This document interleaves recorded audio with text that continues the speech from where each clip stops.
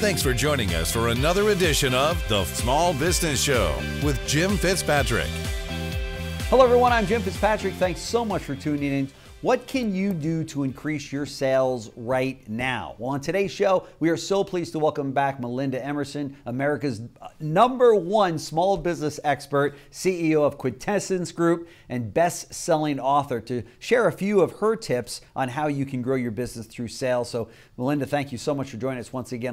Oh, well, thank you so much for having me. It's always fun to hang out with you guys. Yep, likewise. We really look forward to our time together. So what, from your perspective, what is the first thing our viewers need to do to grow their sales today? I know it's a loaded question. First of all, you need to be working on sales every day. Yeah. I think the biggest issue that small business owners have when it comes to sales is this whole feast or famine thing that goes on. So people work real hard, They get a big contract, and then they stop working on marketing and sales. And then all of a sudden, like a month before that contract's about to end, it's like, oh no, we don't have anything else in our pipeline. And it's like, hey, there's a really easy way to not have that happen. Work on sales all the time, right? So have an actual sales process. Right. First of all, you should not be the only person in your business thinking about sales and working on sales, right? So the first thing you got to do is develop your sales process. Yeah. And that means, understanding how long it takes you to close a sale. That's right. What is your process? How do you normally meet contacts? Is it online? Is it in person? Is it trade shows? Is it cold calling? Like, what is it that you do to attract people to know how to hire you? Right. And then how long does it take you from the time you first engage with them to turn them into a paying customer? That's right. In some cases, it can happen quicker. If you're a product-based business, I'm looking for shoes, you sell black shoes, okay, I might buy them from you today.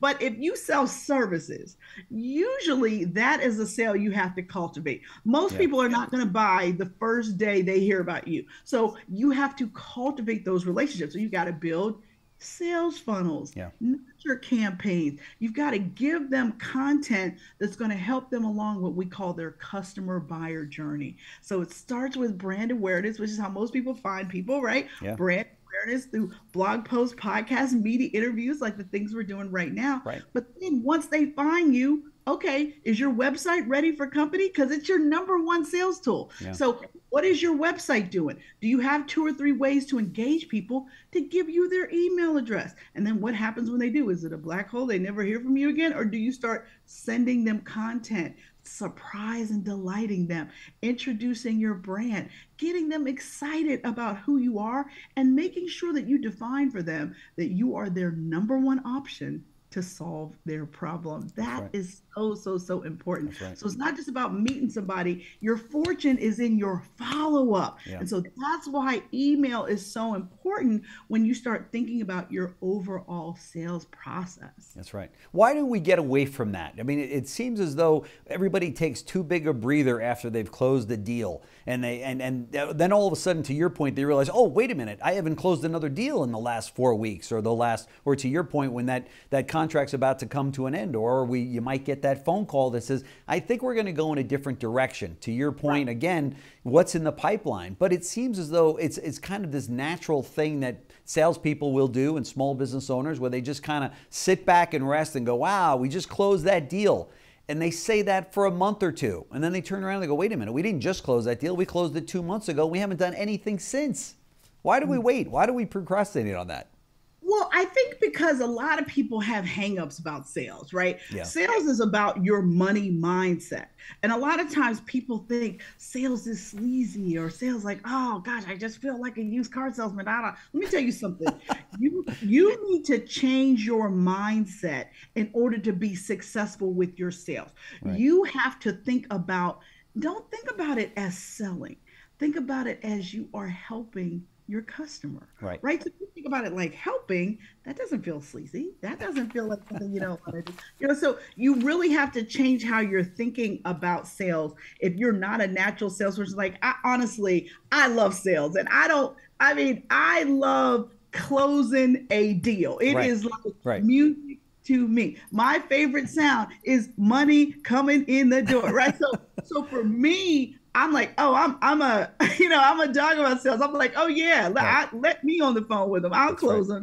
That's But right. again, my father was a career salesperson, right? So I kind of got a little bit of it, I think, from Sure, osmosis. sure. I think that if sales is not your thing, enroll in some sales training, That's right. right? And also the other thing too is a lot of sales is taking place online, especially if you're selling direct to consumer. You could be selling on Amazon, on your website, directly through social media. Yeah. If you're selling B2B, you better be on LinkedIn. You better know how to use LinkedIn Sales Navigator, and you better be hiring salespeople that aren't just traditional, oh, let me get on the phone, oh, let me go to a trade show. You got to work with salespeople that are social media savvy. That's right. Because they got to be able to start those relationships. Now, I'm still a strong believer that sales magic happens on the phone. Like, my favorite thing in the world is to get somebody off of LinkedIn onto my telephone, because what I know is that I can close them. If they get to talk to me, I can close them, right? I mean, I'm almost like, I dare them not to, you know what I mean? It's like, oh, please, I can close them. But again, I think you have to kind of have that killer instinct. Yeah. But you also, it's really a numbers game. So if you think about sales like this, you have to increase the number of sales conversations you are having in order to increase your close ratio. That's so right. if you're only having 3 sales conversations a week and you're not closing any of them, well, that means you got to start having 10 sales conversations a week so that you can close maybe 3 of them, right? Because any average salesperson's batting ratio is about 30%. Yeah.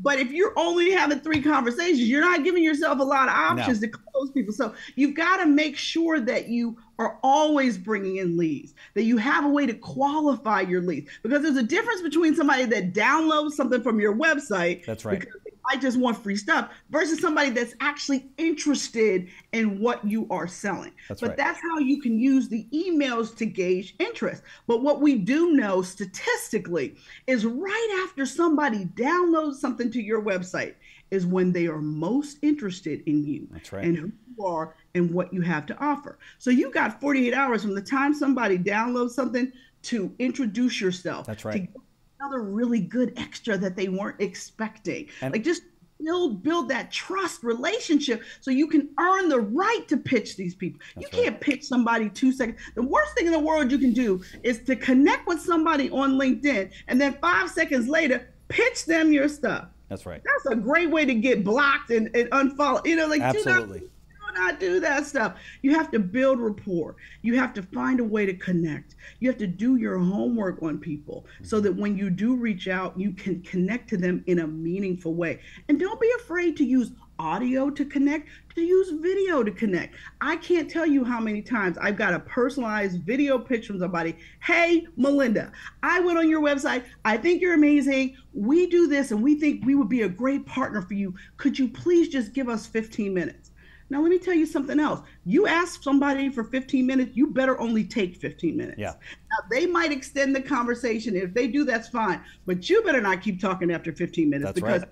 you have already disrespected that person's time, and don't think for a second that you're going to get a contract after that. Boy, that is so true. That is so true. And this is something that's got to be a daily diet. This can't be something that you do only on Wednesdays or only on, I've got a friend of mine that runs. Here's my thing. You got to do it 2 hours a day. If you're going to do it, you got to do it 2 hours a day. Right. Or that's all you do on Wednesday. That's right. Right. So either you 2 hours a day, 5 days a week, or you give me 8 hours of it 1 day a week. That's right. But you have to figure out when you're going to do it, and you have to get in the habit. It's almost like going to the gym, right? You got to build that muscle. You got to get the strength. You got to get your scripts ready. You got to be able to get on the phone, get on LinkedIn, get on email to follow up. If there's conferences coming up, figure out what conferences make sense for you to go to. Right. And they should be the ones that have 80% of the audience is your target customer.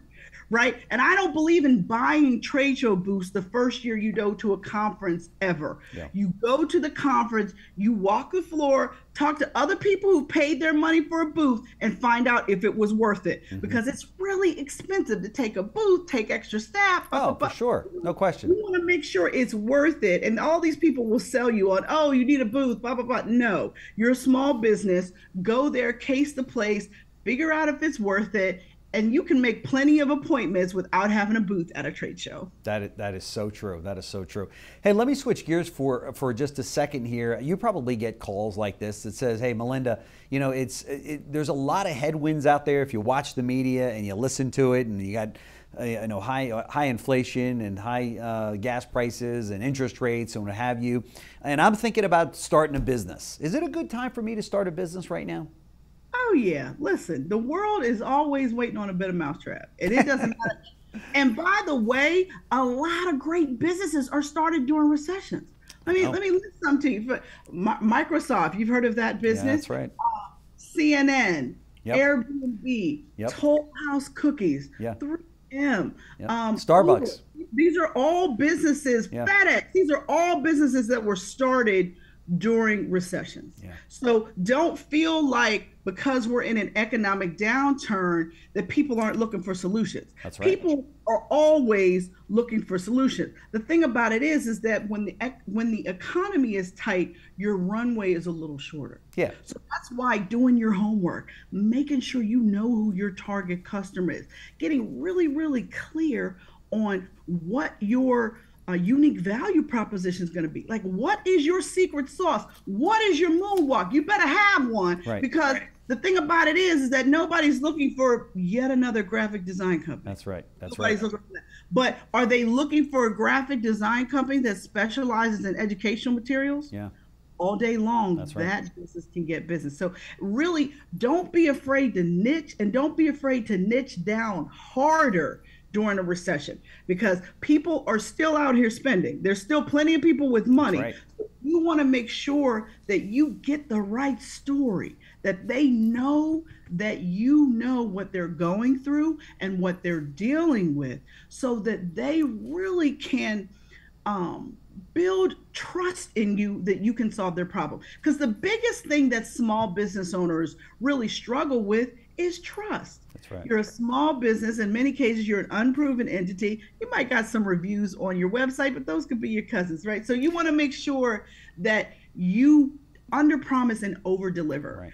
You want to make sure that you do a great job, because you don't just want that customer, you want the referral. That's what you want, because you want to keep your customers and you want them to tell other people that you're great. And that's not going to happen if you're not really good at what you do, if you're not really good at communicating, and if you don't deliver on time and on price. And those are the things that you've got to focus on, especially now, because nobody owes you business. That's right. That's exactly right. And this is what makes you the small business expert, for sure. Melinda Emerson, CEO of Quintessence Group, small business expert, best-selling author. Please, if you are at all thinking about opening up a small business, or maybe you're running a small business and you're hitting some headwinds, or you want to take it to the next level, get with Melinda and check her out online. You're not going to be sorry. We love when she comes in here and shares her tips with all of our viewers. They're invaluable. So, Melinda, thank you so much for joining us on the show once again. We really appreciate it.